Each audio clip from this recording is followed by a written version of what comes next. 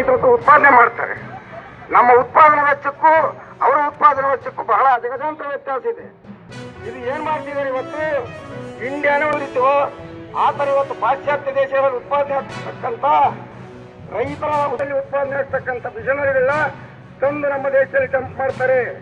ಹಾಗೇನಾಗುತ್ತೆ, ಇಲ್ಲಿ ರೈತರ ಬದುಕು ಹಾಳಾಗುತ್ತೆ. ರಾಜಕೀಯ ಒಂದು ಎಕರೆ ಮಾರ್ತೀವಿ, ಮತ್ತೆ ಒಂದು ತೆಗೆ ಕೂಲಿ ಹೋಗ್ತೀವಿ. ಇಂಥ ಒಂದು ಸಂದರ್ಭ ಬರಬಾರ್ದು ಅಂದ್ರೆ ಈಗಲೇ ಎಚ್ಚೆತ್ಕೊಂಡು ಈ ಕಾನೂನುಗಳು ಮತ್ತು ಏನು ಮೊದಲ ಬಾರ್ಗೇಜ್ ಸೈನ್ ಹಾಕಿದಾನೆ ಜೊತೆ ಮಾಡಿರ್ತಕ್ಕಂಥ ಒಪ್ಪಂದನೂ ವಾಪಸ್ ತಗೋಬೇಕು.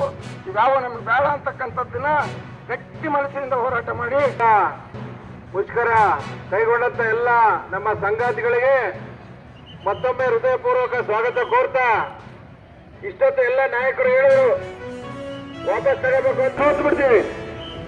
ನಮ್ಮ ದುರ್ದೈವ ಅಂಗನವಾಡಿಯವರಿಗೆ 28,000 ಕೋಟಿ ಇದ್ದಂತ ಹಣವನ್ನ ಮೋದಿಜಿಯವರು 18,000 ಕೋಟಿ ತಂದು ನಿಲ್ಸಿದ್ರೆ 10,000 ಕೋಟಿ ಕಡಿತ ಮಾಡಿದ್ರು. ನಾವು ಅವ್ರ ಬಾಯಿಗೆ ಮಣ್ಣು ಕಳಿಸ್ತೈತೆ ಅಂತ ನಮ್ ತಪ್ಪು. ಎರಡನೇದು ರೈತರಿಗೆ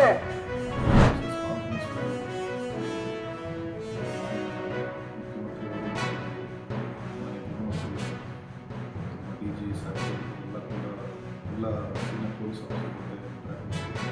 ಸೂಚನೆಗಳನ್ನು ನೀಡಿದ್ದಾರೆ.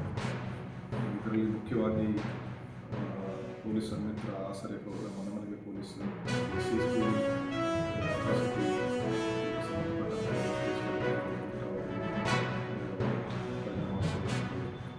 ಸಿಸ್ಟಿ ಮೀಟಿಂಗ್ಸ್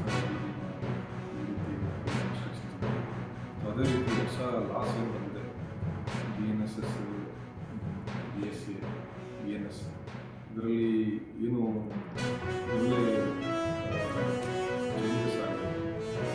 ವಿಕ್ಟಿಮ್ಸ್ ಆಗಿದೆ ಚೇಂಜಸ್, ಟೈಮ್ಲಿ ಇನ್ವೆಸ್ಟಿಗೇಷನ್, ವಿಕ್ಟಿಮ್ಸ್ ಜೊತೆ ಮಾಹಿತಿ ಸಿಗುತ್ತೆ, ಜೀರೋ ಎಫ್ಐಆರ್ ಮಾಡೋದು, ಇದರಲ್ಲಿ ಎಲ್ಲ ಕೂಡ ಕಟ್ಟುನಿಟ್ಟಾಗಿ ಫಾಲೋ ಮಾಡಬೇಕು ಇನ್ಸ್ಟ್ರಕ್ಷನ್ಸ್ ಕೊಟ್ಟಿದ್ದಾರೆ. ಅದೇ ರೀತಿ ಕೆಲವೊಂದು ಟಾಪಿಕ್ಸ್ ಬಗ್ಗೆ ನಿಮಗೆ ಸೆಮಿನಾರ್ಸ್ ಕೂಡ, ಟೆರರಿಸಮ್, ಸೈಬರ್, ಟ್ರಾನ್ಸ್ಪರೆನ್ಸಿ ಪೊಲೀಸಿಂಗ್, ಬಹಳ ಮುಖ್ಯವಾಗಿ ಪೊಲೀಸ್ ಪಾರದರ್ಶಕತೆ ಮತ್ತು NDPS, ಇವೆಲ್ಲ ಟಾಪಿಕ್ಸ್ ಬಗ್ಗೆ ಎಲ್ಲ ಆಫೀಸರ್ಸ್ಗೂ ಸೆಮಿನಾರ್ಸ್ನ ಕಂಡಕ್ಟ್ ಮಾಡಿ